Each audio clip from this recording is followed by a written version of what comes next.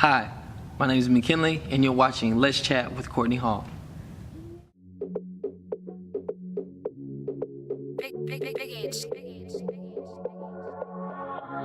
Hi everybody, and thank you for watching a special edition of Let's Chat with Courtney Hall because I have Mr. Mckinley Gray. How are you? I'm doing well. Thank you so much for having me. Thank you for coming.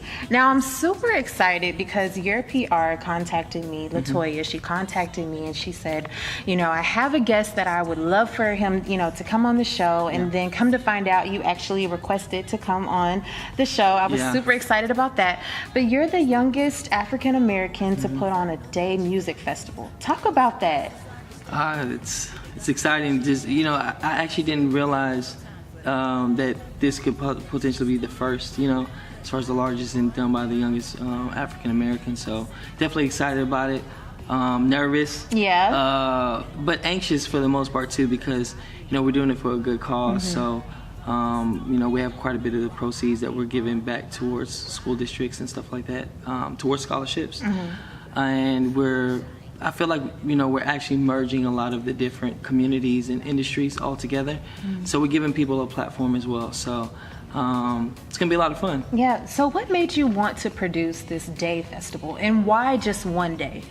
Okay, so we have what's called All About the Brand's a nonprofit, 501c3 company. And that's your nonprofit? Yeah, I'm the director, but it's a board, yeah. Okay. So we do what's called the High School Takeover Tour. So that's where we bring motivational speakers, we bring influencers as well as celebrities to different high schools to motivate the kids during the STAR test period of the year, which is usually around the second semester of the school year. When we started doing about 7 to 10 schools a year. Then we grew to where we're doing over 43 schools in a 3-month span, hitting over 123,000 students. So we wanted to have like a finale to the tour, and then a way to kind of end the year. To tie everything together. There you go, to tie it in. So it's like a celebration. Correct. Okay. Right. But the events that we do is all ages. So our demographic is college, high school. College into even adults. So like this year was like, hey, we're gonna bring out some major celebrities. We're gonna have try to bring all the bells and whistles and put it all together.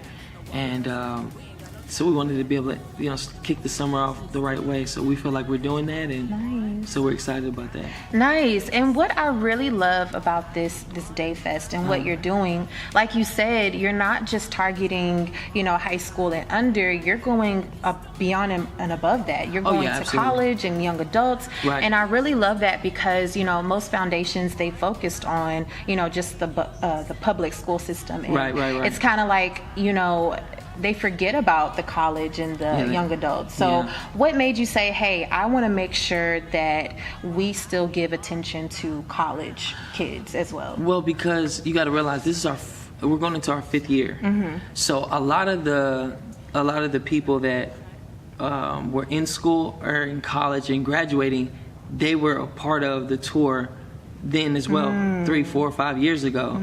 And then with the different influencers that we bring a part of it, they bring an older crowd as well.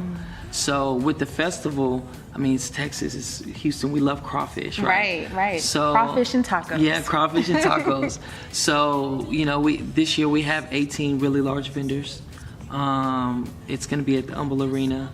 And so with that being said, we wanted to draw the masses out, and we have different activities, games, we have bull riding, so much different stuff that's going to go on. So this festival is like, it's a big thing, it's bringing a lot of different facets all together. Yeah. So, now, if we want to attend or be a part of it somehow, where can we go to learn more? Sure. So you can go on Instagram, which is everybody is on social media. Yes. Instagram. Oh, yes. You go to Instagram or Facebook, and you go at the Summer Takeover, and get all the information in regards to the event. Tickets are on Eventbrite. And then we also have 3 locations in Houston. We have one location, Nolan's Daiquiri Shop. They can go in there to purchase tickets. That's on the south side. If they're on the north side, they can go to Plush Bar and Grill or to E2 Lounge and purchase their tickets there. Okay. Also, the radio station 97.9 is giving out 40 tickets. Nice. We also got this new challenge that we just put out where we're giving out 8 VIP passes, and that's going to be filtered out through NLCWCH I and the baby through their pages here shortly. So we got a number of different ways they can get information and just, be able to acquire tickets to make sure they can attend the event. Okay. Now, how are you connected to this event? Do you have kids yourself? Like, what are you getting out of putting on such a great event?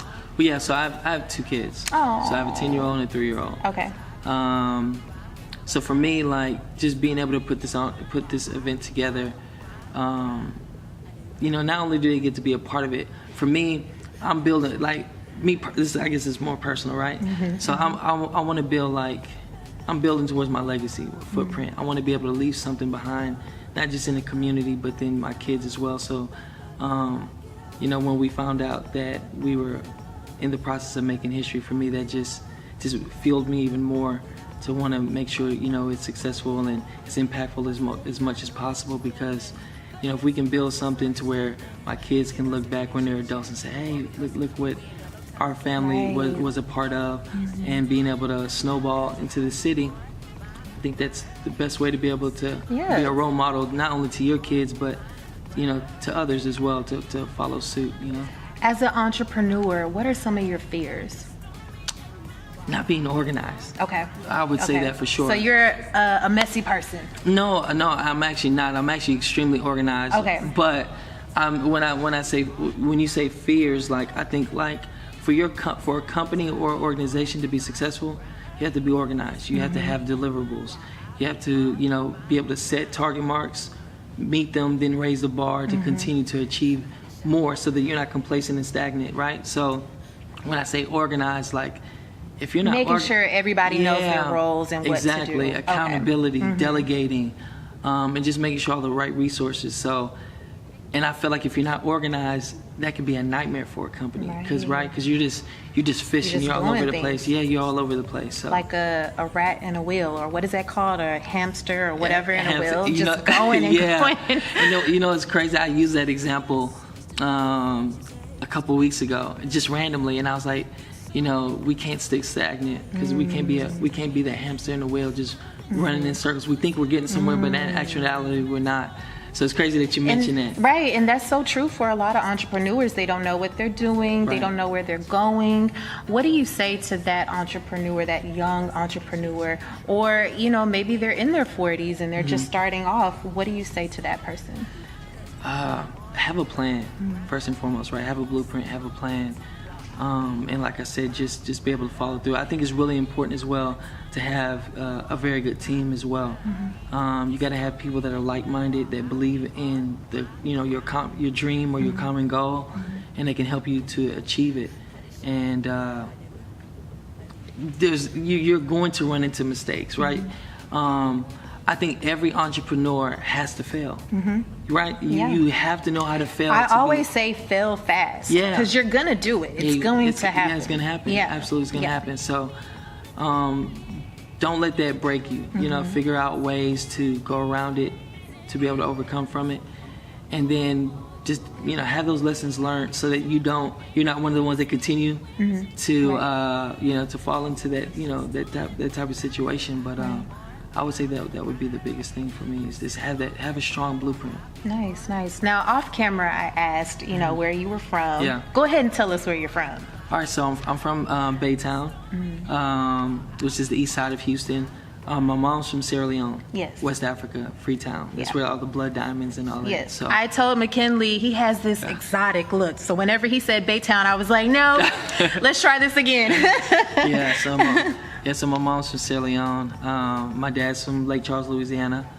I was born and raised here, but just growing up, and it's crazy because my mom, when she came in, when she came into the country, she was 18 years old. Wow. And she came here by herself. Wow. And she met my dad. She actually married my dad. Like, they got married within like 5 months. It was like love at first sight type thing, right? Aww. And later on, she, growing up, she had that entrepreneur mindset, right? So she bought her first ice cream truck, right? Wow. So growing up, kids used to be like, oh, your mom, you got the ice cream truck. So they kind of tease us or whatever. What, they would tease you? I would be like, oh, can I get some ice cream? Yeah, of course. They wanted to hook up, of course. Okay. But, as kids, so like, yeah, your mom rides the ice cream truck. And at night, she worked for Houston Chronicle. Wow. So she was doing the ice cream truck during the day, and then in the evening, at midnight, she was, rolling and throwing papers. Wow. And I can't remember the months. And I worked in the marketing department. Really? But yeah. Okay. Yeah, but that's here nor there. Yeah. But she bought her second ice cream truck. Nice. And then within a year or so later, she bought her third, then her fourth. So it was like seeing what she was doing, and she was putting males in the ice cream trucks to work for her. And you got to think about this African woman that still has her accent, that's, that has these multiple jobs, but then we saw her grow a company, right? And then she used that money to purchase 18-wheelers. So like for me and my siblings growing up, we seen that, you know what I mean? So we were able to see, okay, we understood her blueprint. So we were also able to see her challenges and stuff like that. And part of all of us was like, hey, she's, mom's not even from here, and she's able to do these things. She's a strong woman, but then she really taught us how to put a blueprint together and how to. So, we weren't, we didn't come from this cloth of money, But just seeing how you can put things together and you can maximize every opportunity in front of you was like key for us, Yeah. So, what would you tell your younger self if you were given that opportunity to really speak face to face? What would you say to young Gray? That's a good question. I guess I would say you can achieve anything, right? However, don't let your ambition overrule everything. Because I think sometimes you can want to do so much that you kind of forget that you got to still live in the present, right? You still got to time management, being able to just handle daily life and not just always strive to achieve goals. So that's what I would say to younger me. That's so awesome. That's so awesome. Again, if we wanted to find out more information about your festival, where can we go? Sure. So go to eventbrite.com. You can purchase your tickets there. You can go to Facebook at the Summer Takeover, or if you're on Instagram or Twitter, you can go to the Summer Takeover as well. It's pretty much everywhere on social media right now. So type in the Summer Takeover Music Festival. We have the Baby, LCWCH I, Tisa Korean, ZHD, Young Martez, OTB Fastlane, and we have crawfish. We have vendors, food, fun, games. It's gonna be exciting. It's set to be an entire day. So kicks off at 11 a.m. Doesn't end until about 10:30. And then for all the older crowd, we have the official after party with the Baby and LCWCH I as well. Nice. So it's absolutely an all-day event, and we're excited about it. And so are all the influencers and people around the city too. So definitely come out and join us. Love to have you there. Now, with everything going on, with the Baby, there was a altercation that went on with him. Has that impacted your festival at all, or? Actually, I don't. It hasn't. I would say, if anything, it probably brought more visibility to him. It's crazy that you say that too, because on the way here, I was just on a conference call with their management. We have a really, really good relationship, and I just seen this yesterday. No, I'm sorry, this morning. Yeah, me too. I just saw the fight this morning. Yeah, me too. Somebody sent it to me, and I was like, oh. Yeah, they told me about it, and then I went on Instagram and I saw it this morning, and I was like, and when I talked to his management, I got the backstory that this guy has actually been showing up to different cities to his tours, picking on him, trying to, so he's been actually pushing for this to happen. I guess quote unquote, how people are now chasing clout or want fame. I guess this was one of the avenues that person sought to, to be able, to have some sort of confrontation with him. So this has been going on for the last 4 months, where this guy's been literally going to different cities and different locations that he is to try to find him, to taunt him.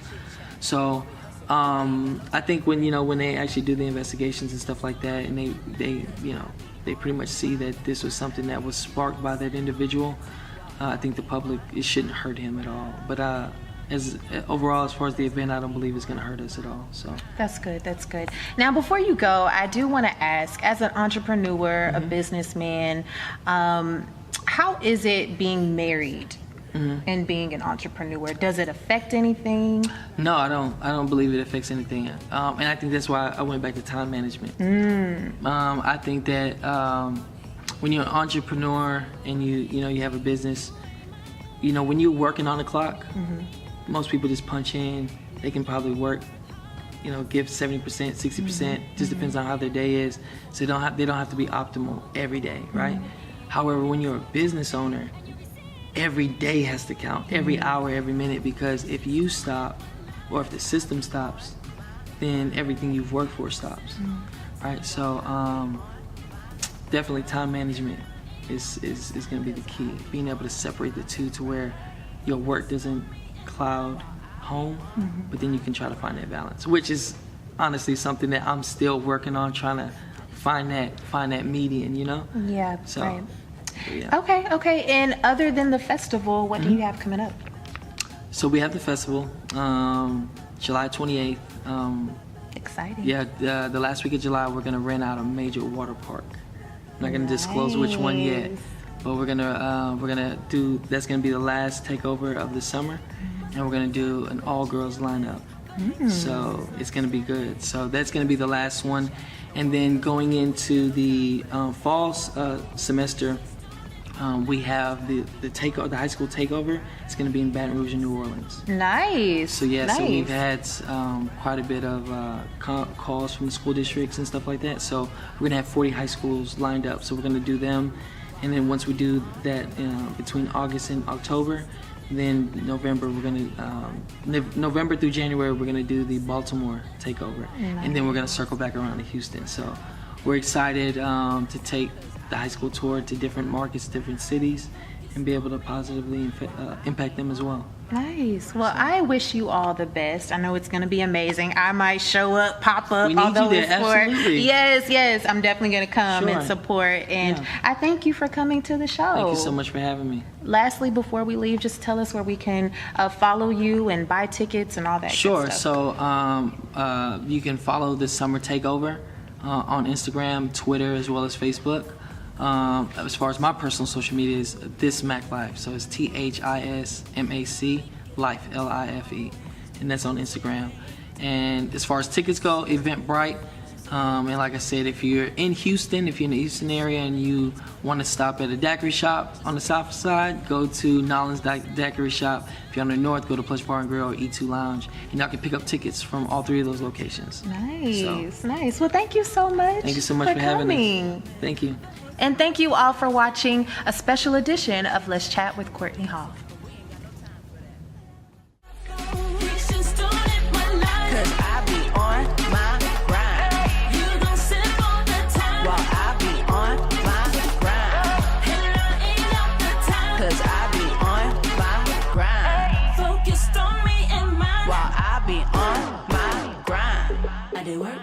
I did eat, I did grind, I did shine, I did work.